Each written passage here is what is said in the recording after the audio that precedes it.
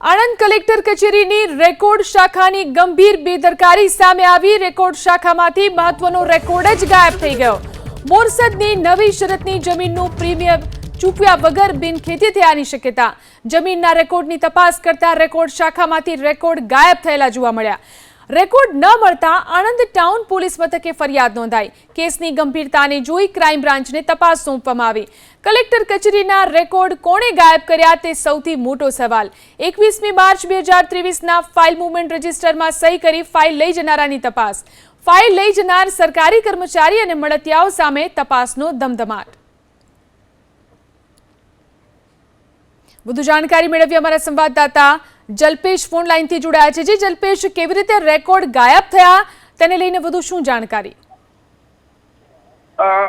કહી શકાય કે વિભીષણ જ ક્યાંક ને ક્યાંક કલેક્ટર કચેરીમાં દેખાયા, કારણ કે જે રીતના કલેક્ટર કચેરીમાંથી રેકોર્ડ ગાયબ થવાની જે ઘટના ઘટી છે ત્યારે ચોક્કસથી બેદરકારી કહી શકાય, કારણ કે રેકોર્ડ એ એક મહત્વની વસ્તુ છે જેને ક્યાંક ને ક્યાંક ગાયબ થઈ જવાના કારણે પોલીસ ફરિયાદ નોંધાઈ છે। કહી શકાય કે બોરસદની નવી શરતની જમીનને પ્રામાણિક કરીને અને સીધી જ જેનું જે ચલણ હતું તે ભરાવવામાં આવ્યું હતું।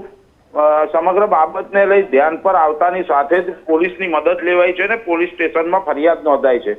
તમામ બાબતને લઈ આણંદ ટાઉન પોલીસ મથકમાં ફરિયાદ નોંધાઈ છે, પરંતુ રેકોર્ડ ગાયબ થવાની જે ગંભીરતા છે તે ગંભીરતાને ધ્યાને રાખી આ સમગ્ર બાબત જે છે તેની તપાસ હવે ક્રાઇમ બ્રાન્ચને સોંપવામાં આવી છે। કહી શકાય કે કલેક્ટર કચેરીમાંથી રેકોર્ડ ગાયબ કરનાર કોણ તે મહત્વનો મુદ્દો છે, કારણ કે 21 માર્ચ 2023માં ફાઇલ મૂવમેન્ટ રજિસ્ટરમાં સહી કરી ફાઇલ લઈ જનાર સરકારી કર્મચારીની સાથે સાથે જે મળતિયો હતા તે મળતિયાનો હવે તપાસ થશે અને તેમના બાબતમાં પોલીસ ફરિયાદ નોંધાઈ છે।